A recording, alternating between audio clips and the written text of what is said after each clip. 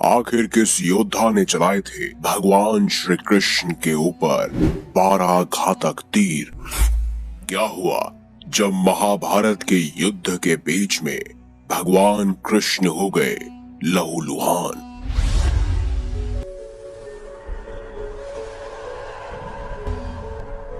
कहा जाता है कि महाभारत के युद्ध में भगवान श्री कृष्ण ने अर्जुन और दुर्योधन को 2 विकल्प दिए थे। एक, या तो वो भगवान कृष्ण जो कि निहत्थे होंगे उनको चुने, या फिर भगवान श्री कृष्ण की नारायणी सेना को चुने जो कभी नहीं हारी थी।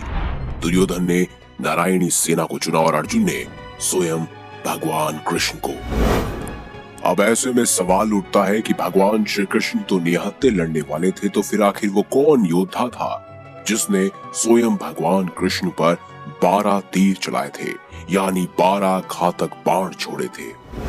तो आपको बता दे वो कोई और नहीं बल्कि स्वयं सूर्यपुत्र कर्ण थे। तो अब चलिए जानते हैं आखिर उस समय हुआ क्या था जो कर्ण को 12 तीर भगवान कृष्ण पर छोड़ने पड़े। ये बात थी युद्ध के 17वें दिन की, जब कर्ण और अर्जुन आमने सामने थे। दोनों के बीच भयंकर युद्ध हो रहा था। दोनों योद्धा एक दूसरे पर कई सारी असीम शक्तियों का प्रयोग कर रहे थे, कई सारे घातक बाण चला रहे थे। कर्ण की रणनीति यही थी कि वो अर्जुन को खत्म करना चाहते थे और अर्जुन ये चाहते थे कि वह कर्ण का खात्मा कर दे, क्योंकि दोनों में बचपन से ही प्रतिस्पर्धा थी। दोनों ही एक दूसरे को सर्वश्रेष्ठ धनुर्धर मानते थे। फिर वो समय भी नजदीक आ गया जब कर्ण ने अर्जुन को हराने के लिए सर्प बाण चलाने का निर्णय लिया। इस बाण को कर्ण ने कई वर्षों से अर्जुन पर प्रहार करने के लिए रखा हुआ था। वास्तव में यह बाण पाताल लोक में अश्वसेन नाम का एक नाग था जो अर्जुन का परम शत्रु था, और उसकी शत्रुता का मुख्य कारण था खांडव वन में अर्जुन ने उसके पूरे घर को उजाड़ दिया था और सर्प जो रह रहे थे खांडव वन में उनको वहां से हटा दिया था। अश्वसेन तभी से अर्जुन को मारने के लिए मौके की तलाश में था। कई सारे धार्मिक सीरियल्स में महाभारत के आपने देखा होगा कि वो कहते हैं कि उन्हें तक्षक नाग मानना चाहता था।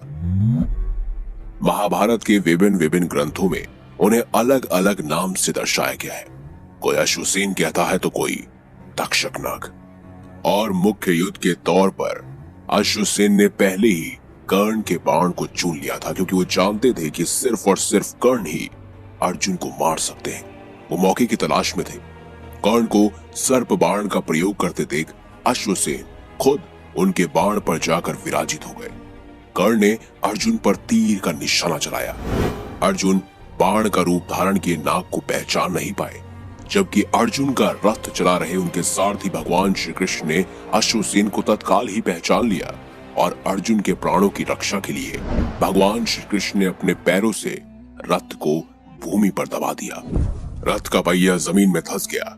घोड़े बैठ गए और तीर अर्जुन के गले की बजाय उसके मस्तक यानी कि उसके मुकुट को छिटक कर धरती पर जा गिरा। इस तरह भगवान श्री कृष्ण ने अर्जुन को बचा लिया। अर्जुन और भगवान श्री कृष्ण रथ के धंसे पहिए निकालने के लिए नीचे उतरे। तभी मौका देखकर कर्ण ने अर्जुन पर वार करना शुरू कर दिया, और तभी अर्जुन की ढाल कोई और नहीं बल्कि स्वयं भगवान श्री कृष्ण बने।